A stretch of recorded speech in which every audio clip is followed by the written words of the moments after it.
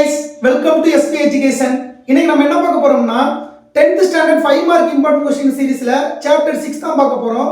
நம்ம already chapter 1 to 5 வந்து important question 5 mark important question வந்து பிளேலிஸ்ட்ல chapter by chapter போட்டுருக்கோம்.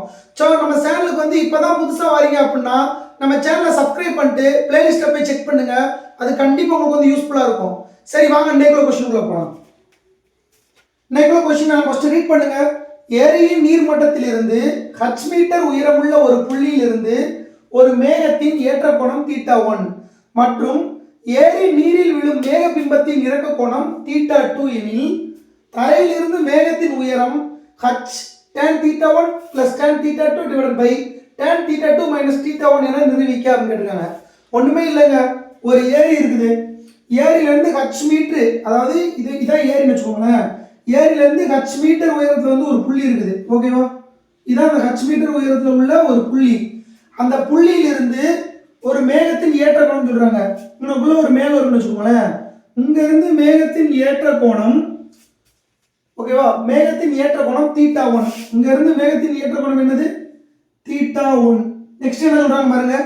மற்றும் ஏரி நீரில் விழும் மேக பிம்பத்தின் இறக்க கோணம். இந்த புள்ளியிலிருந்து அந்த மேகம் உள்ளதுல இப்படிதான் வரும். இங்க இருந்து மேகம் அப்படி இங்க விழும். இங்க இருந்து இறக்க கோணம் எவ்வளோ? θ2 சொல்றாங்க. ஓகேவா, θ2 சொல்றாங்க. எனில் தரையிலிருந்து மேகத்தின் உயரம் எவ்வளவு கேட்காங்க. எது தர? இது என்ன தர? இதுல இருந்து இதோட உயரம் கேட்கறாங்க. ஓகேவா, ஃபர்ஸ்ட் பேர் குறிக்கலாமா? ஃபர்ஸ்ட் பேர் குறிக்கிறது ஈஸியா இருக்கும். இது ஏன்னு வச்சுக்கோங்க, இத பின்னு வச்சுக்கோங்க, இத சி, இத டி, இத இ, இத எஃப்னு வச்சுக்கோங்க. ஓகேவா, இவ ஃபர்ஸ்ட் பாருங்களேன். ஏரி நீர்மட்டத்திலிருந்து h மீட்டர் உயரமுள்ள ஒரு புள்ளி. இதான் ஏரி, இதான் ஒரு புள்ளி. இது ஹச்னா இது என்ன இருக்கும்? ஹச்சா தான் இருக்கும். ஓகேவா, நெக்ஸ்ட் என்ன சொல்றாங்க? தரையிலிருந்து மேகத்தின் உயரம் தான் கேட்காங்க. அதாவது தரை மட்டத்திலிருந்து இதோட உயரம் தான் கேட்டிருக்காங்க. நம்மளோட கொஸ்டின்ல வந்து இதுதான் கேட்டிருக்காங்க, இஎஃப் தான் கேட்டிருக்காங்க. ஓகேவா, இது ஹச்னு வச்சுக்கோங்க. இதோட வேல்யூ தெரியுமா நம்மளுக்கு? தெரியாது. அப்ப இது எக்ஸ்னு வச்சுக்கோங்க. ஓகேவா, இப்போ நம்ம பிசிக்ஸ்ல படிச்சிருப்போம். அதாவது நம்ம தரையிலிருந்து மேகத்துக்குள்ள தூரமும் அதோட பிம்பமும் சமம் சொல்லுவோம். அப்ப இதென்ன தர? இதுல இருந்து மேகத்தோட உயரமும் இதோட உயரமும் சமம். அப்போ இதோட உயரம் என்னது? h x தானே, h plus x தானே. அப்ப இதோட வேல்யூ வந்து h plus x ன்னு எடுத்துக்கலாமா? ஏன்னா இதோட உயரம் ஃபுல் உயரம் என்னது? இதோட ஃபுல் உயரம் வந்து h plus x. அப்போ இது சமம்னா இதுவும் சமமா தான் இருக்கும். அப்ப இது h plus x னா இது என்ன இருக்கும்? h plus x தான் இருக்கும். இந்த ஒரு டேட்டா மட்டும் புரிஞ்சுட்டா போதும். அடுத்து இதோட வேல்யூ தெரியுமா? தெரியாது. அப்ப இது x னு வச்சுக்கிட்டீங்கன்னா இதை y னு வச்சுக்கோங்க, இதையும் y னு வச்சுக்கோங்க. இப்போ எல்லாத்துக்கும் நேம் குறிச்சாச்சா? நேம் குறிச்சிட்டா 90% முடிச்ச மாதிரி. இப்போ AB யோட வேல்யூ ED யோட வேல்யூ எவ்வளோ? h. ஓகே, அடுத்து BE யோட வேல்யூ AD யோட வேல்யூ எவ்வளோ? y. அதுக்கப்புறம் CD யோட வேல்யூ x. அடுத்து என்ன கண்டுபிடிக்கணும்? FE யோட வேல்யூ தான் கண்டுபிடிக்கணும். ஓகேவா, FE னா என்னது? h plus x. அப்ப நம்ம x கண்டுபிடிச்சோம் அப்படின்னா அந்த x ஓட h கூட்டிட்டோம் அப்படின்னா நமக்கு ஆன்சர் கிடைச்சிடும். புரியுதா? இப்போ நம்ம கணக்கு பண்ணலாமா? முதல்ல ஃபர்ஸ்ட் திட்ட எடுத்துக்கோங்க. செங்கோண முக்கோணம் எதுல? ACD இல். செங்கோண முக்கோணம் ACD இல் tan θ = ஆறாம் கோணம்னாலே tan θ தான். tan θ என்னது? எதிர்பக்கமே அடுத்துள்ள பக்கம். இதுக்கு எதிர்பக்கம் என்னது? CD. இதுக்கு அடுத்துள்ள பக்கம் என்னது? AD.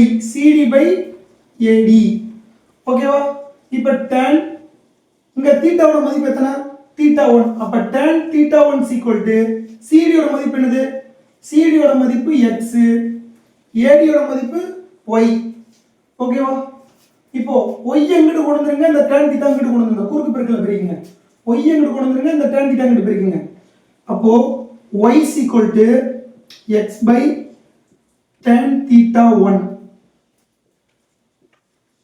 இத வச்சுக்கோங்க. இது புரியுதா? y நம்ம இங்கிட்டு கொண்டு வந்துட்டோம், இந்த tan θ இங்கிட்டு கொண்டு வந்துட்டோம். அவ்வளவுதான், சிம்பிளா முடிஞ்சா. இப்போ இரண்டாவது முக்கோணம் எடுங்க. முக்கோணம் ADF இல், செங்கோண முக்கோணம் ADF இல் அதுக்கு tan theta equal to என்னது? இதுக்கு tan theta என்னது? df.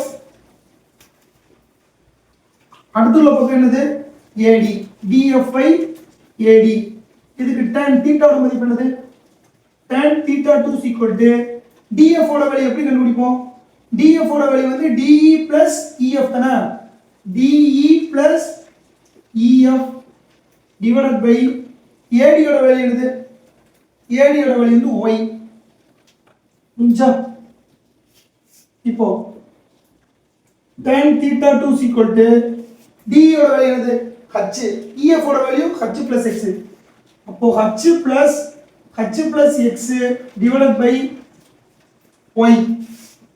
புரியுமா? இப்போ y எங்கிட்ட கொண்டு போயிருங்க, இத எங்கிட்ட கொண்டு போயிருங்க. அப்போ y எங்கிட்ட வச்சுக்கிட்டோம். h plus h என்ன வரும்?